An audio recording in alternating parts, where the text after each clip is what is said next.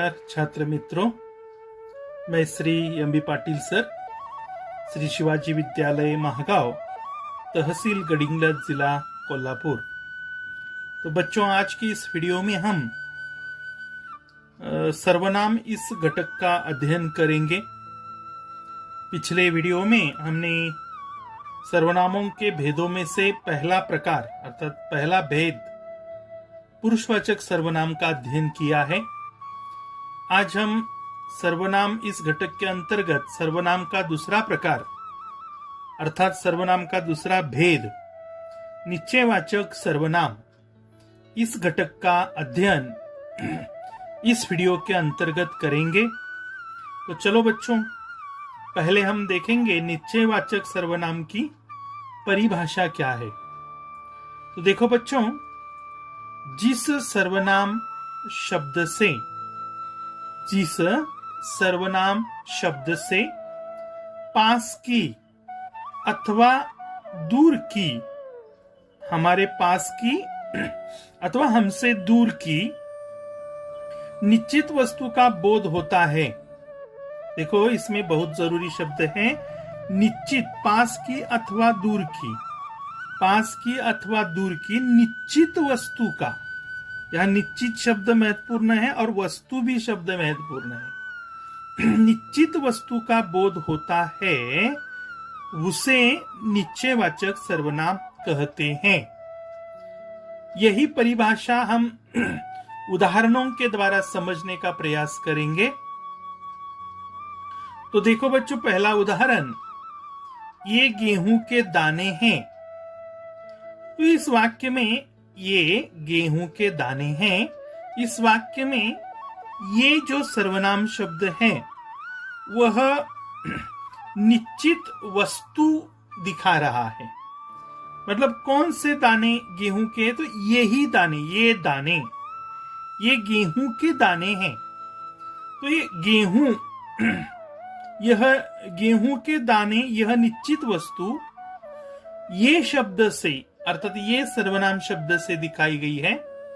यह सर्वनाम शब्द आपने अध्ययन किया है, पुरुषवाचक सर्वनाम में भी आता है, लेकिन पुरुषवाचक सर्वनाम में यह व्यक्ति के नाम के बदले आता है, अर्थात पुरुष या स्त्री के नाम के बदले आता है। लेकिन इस वाक्य में बच्चों जरा ध्यान से देखो,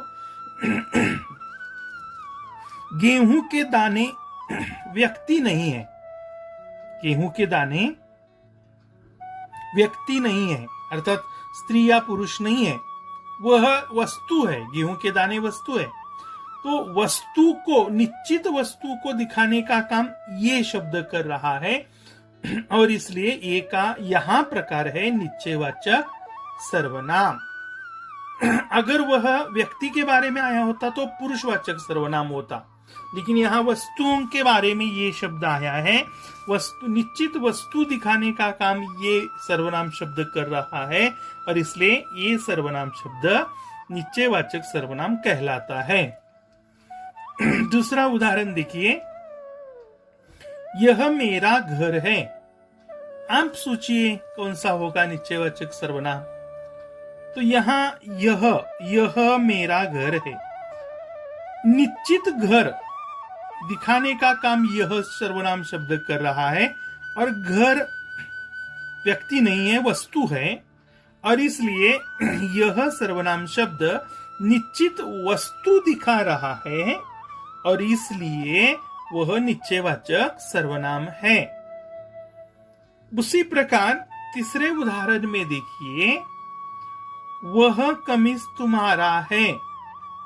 तो यहां वह सर्वनाम जो शब्द है वह कमीज दिखाने का काम कर रहा है। तो कमीज व्यक्ति नहीं है, वस्तु है, तो इसलिए वस्तु, निश्चित वस्तु, वही कमीज जो सामने रखा है वह कमीज तुम्हारा है, ऐसा यह वाक्य है। तो निश्चित वस्तु दिखाने का काम वह शब्द कर रहा है और इसलिए वह सर्वनाम शब्द बच्चों निश्चयवाचक सर्वनाम शब्द है। ठीक इसी प्रकार और भी कुछ उदाहरण देखो बच्चों, हमें देखने हैं। तो यहां देखिए कुछ महत्वपूर्ण उदाहरण यहाँ आपके सामने और भी दूसरा यहां दिया गया है। तो देखो बच्चों, उदाहरण ऐसा है कि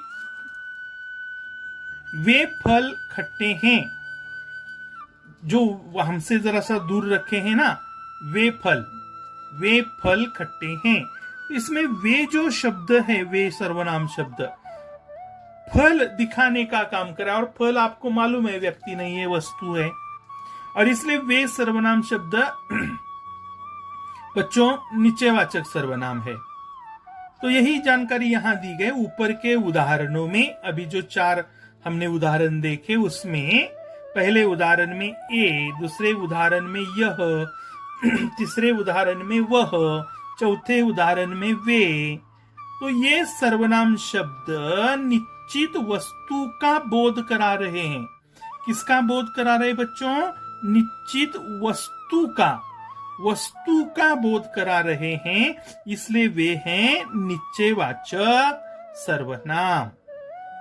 यही जानकारी आपको और भी जरा समझनी है।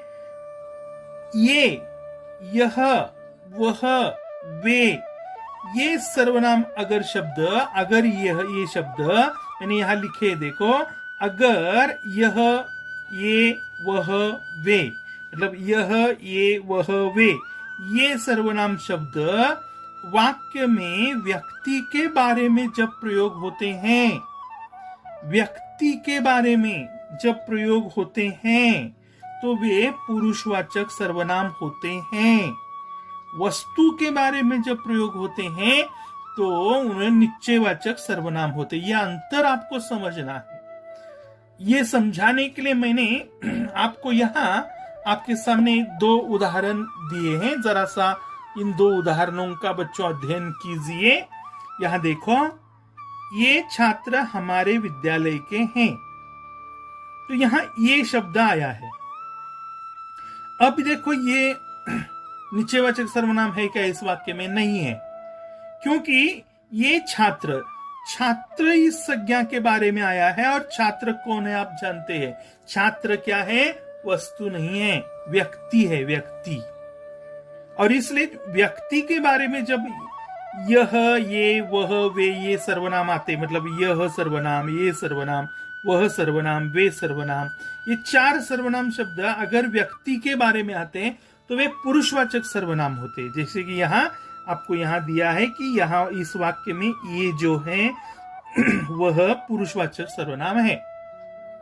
लेकिन जब वह व्यक्ति के बारे में आने के अलावा वस्तु के बारे में आता है, तो वह निश्चयवाचक सर्वनाम बन जाता है।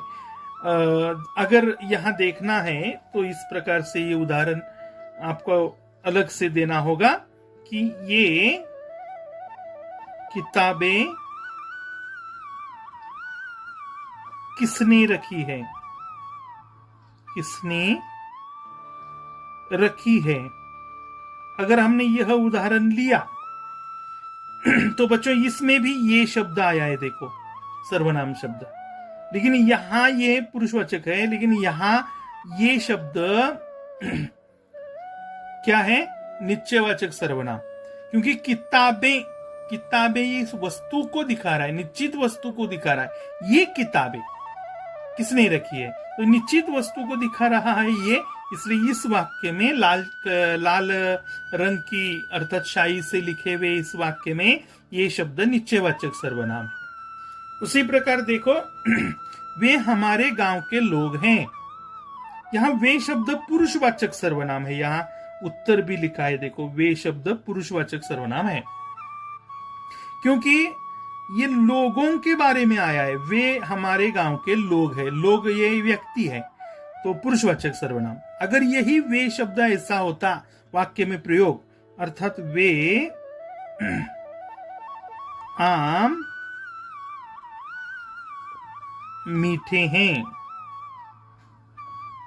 वे आम मीठे हैं, अगर वाक्य ऐसा होता तो उस वाक्य में वे यह सर्वनाम शब्द निश्चयवाचक सर्वनाम होता, क्योंकि आम यह व्यक्ति नहीं है, वस्तु है, और इसलिए इस वाक्य में वे निश्चयवाचक सर्वनाम कहलाता है। तो इस प्रकार की जानकारी आप ध्यान में रखिए, निश्चयवाचक सर्वनाम पहचानना सीखिए। पुरुषवाचक में भी ये सर्वनाम आते हैं बच्चों, यह सर्वनाम, ये सर्वनाम, वह सर्वनाम, वे सर्वनाम, ये पुरुषवाचक में भी यही आते हैं, लेकिन वो व्यक्ति के बारे में आए तो पुरुषवाचक होते हैं, और वस्तु के बारे में अगर आए, वे निश्चित वस्तु दिखाने के लिए इनका प्रयोग हुआ तो वे निश्चयवाचक सर्वनाम कहलाते हैं। यह अंतर आप ध्यान से देखिए, सुनिए, समझिए और अपनी कॉपी में सारी जानकारी लिखिए। इस वीडियो में बच्चों इतनी जानकारी काफी है। आगामी वीडियो में बच्चों हम सर्वनाम शब्दों का जो तीसरा प्रकार है बच्चों, अर्थात कौन सा आप जानते हैं, अनिश्चयवाचक सर्वनाम, इसकी जानकारी हम अगले वीडियो में जरूर लेंगे। तब तक आपका दिन शुभ हो, मंगलमय हो। धन्यवाद।